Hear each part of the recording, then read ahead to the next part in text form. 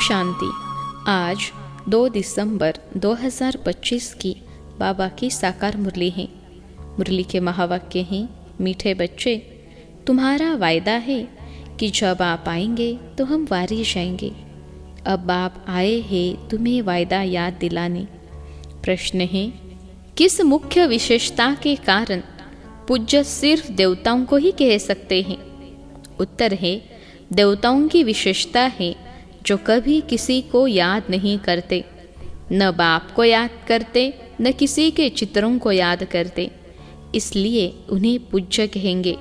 वहाँ सुख ही सुख रहता है, इसलिए किसी को याद करने की दरकार नहीं। अभी तुम एक बाप की याद से ऐसे पूज्य पावन बने हो जो फिर याद करने की दरकार ही नहीं रहती है। ओम शांति। मीठे मीठे रूहानी बच्चे, अब रूहानी आत्मा तो नहीं कहेंगे, रूह अथवा आत्मा एक ही बात है। रूहानी बच्चों प्रति बाप समझाते हैं, आगे कभी भी आत्माओं को परमपिता परमात्मा ने ज्ञान नहीं दिया है। बाप खुद कहते हैं, मैं एक ही बार कल्प के पुरुषोत्तम संगम युग पर आता हूँ, ऐसे और कोई कह न सके। सारे कल्प में सिवाय संगम युग के बाप खुद कभी आते ही नहीं। बाप संगम पर ही आते हैं जबकि भक्ति पूरी होती है, और बाप फिर बच्चों को बैठ ज्ञान देते हैं। अपने को आत्मा समझ और बाप को याद करो। यह कई बच्चों के लिए बहुत मुश्किल लगता है बहुत सहज, परंतु बुद्धि में ठीक रीति बैठता नहीं है, तो घड़ी घड़ी समझाते रहते हैं, समझाते हुए भी नहीं समझते हैं।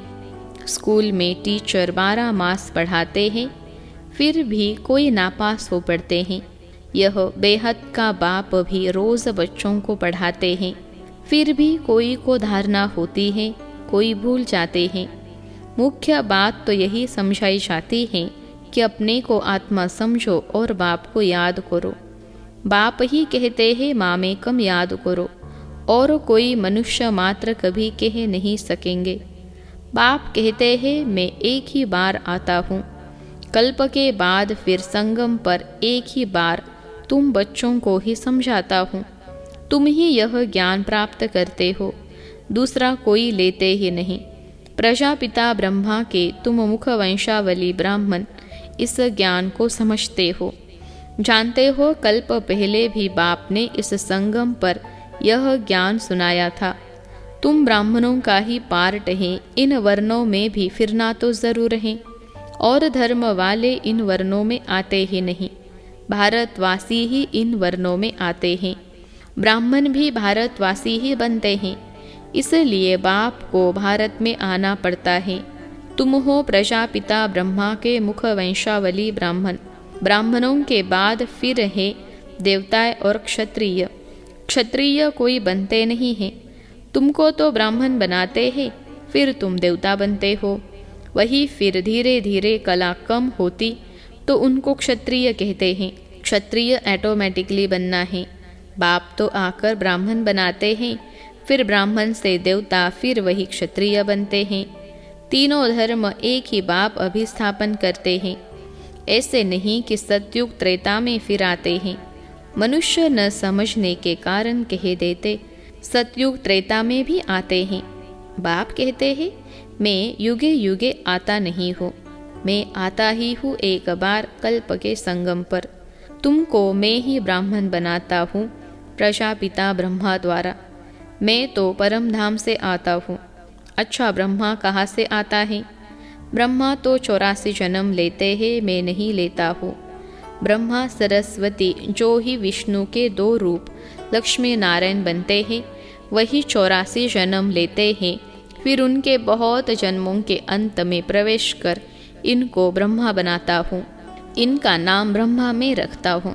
यह कोई इनका नाम अपना नहीं है। बच्चे का जन्म होता है तो छठी करते हैं, जन्मदिन मनाते हैं। इनकी जन्म पत्री का नाम तो लेखराज था, वह तो छोटेपन का था।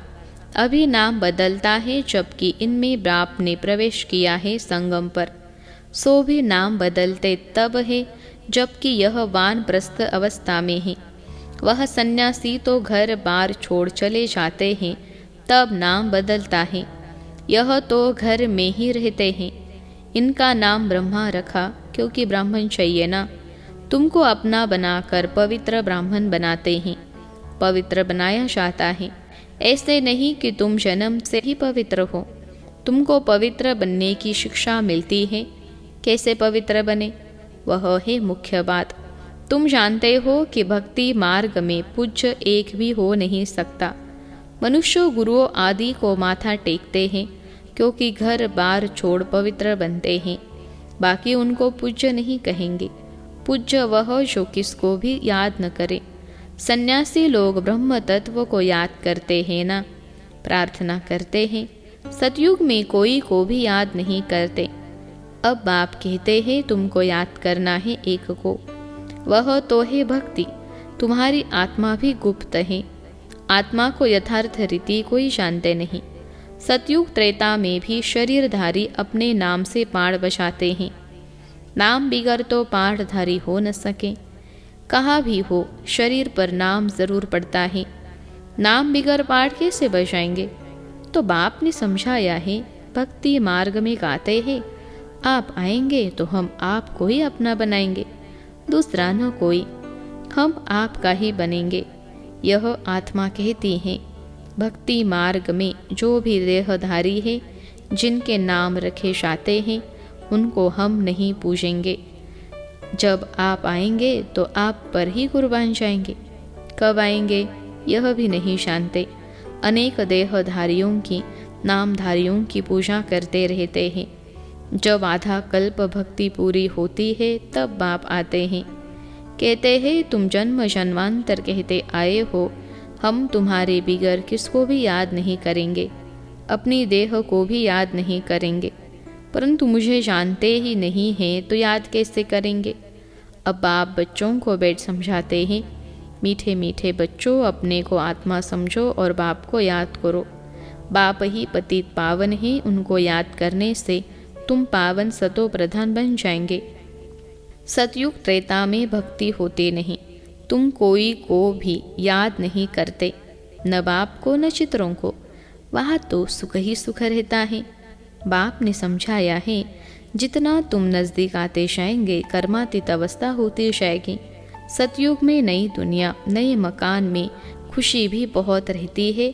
फिर 25% पुराना होता है तो जैसे स्वर्ग ही भूल जाता है। तो बाप कहते हैं तुम गाते थे, आपके ही बनेंगे, आपसे ही सुनेंगे। तो ज़रूर आप परमात्मा को ही कहते हो ना। आत्मा कहती है परमात्मा बाप के लिए। आत्मा सूक्ष्म बिंदी है, उनको देखने के लिए दिव्य दृष्टि चाहिए। आत्मा का ध्यान कर नहीं सकेंगे।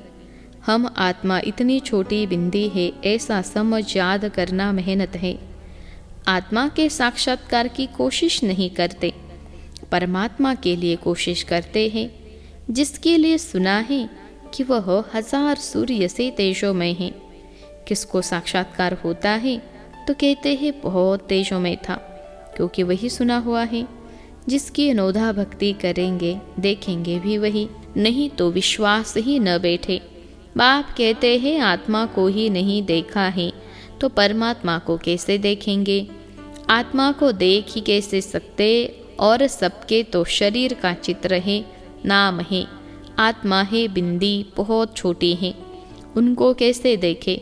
कोशिश बहुत करते हैं परंतु इन आँखों से देख न सके। आत्मा को ज्ञान की अव्यक्त आँखें मिलती हैं। अभी तुम जानते हो हम आत्मा कितनी छोटी है। मुझ आत्मा में 84 जन्मों का पाठ नोंदा हुआ है, जो मुझे रिपीट करना है। बाप की श्रीमत मिलती है श्रेष्ठ बनाने के लिए, तो उस पर चलना चाहिए। तुम्हें दैवी गुण धारण करने हैं। खान पान भी रॉयल होना चाहिए, चलन बड़ी रॉयल चाहिए। तुम देवता बनते हो, देवताएं खुद पूज्य हैं, वह कभी किसकी पूजा नहीं करते। यह तो डबल सिरताज है ना। यह वह कभी किसे पूछते नहीं तो पूज्य ठहरे ना। सतयुग में किसको पूजने की दरकार ही नहीं। बाकी हाँ, 1-2 को रिगार्ड जरूर देंगे। ऐसे नमन करना, इनको रिगार्ड कहा जाता है। ऐसे नहीं दिल में उनको याद करना है, रिगार्ड तो देना ही है। जैसे प्रेसिडेंट हैं, सब रिगार्ड रखते हैं, जानते हैं यह बड़े मर्तबे वाला है, नमन थोड़े ही करना है।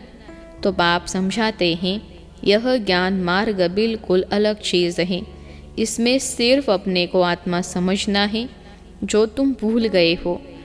शरीर के नाम को याद कर लिया है, काम तो ज़रूर नाम से ही करना है, बिगर नाम किसको बुलाएंगे कैसे।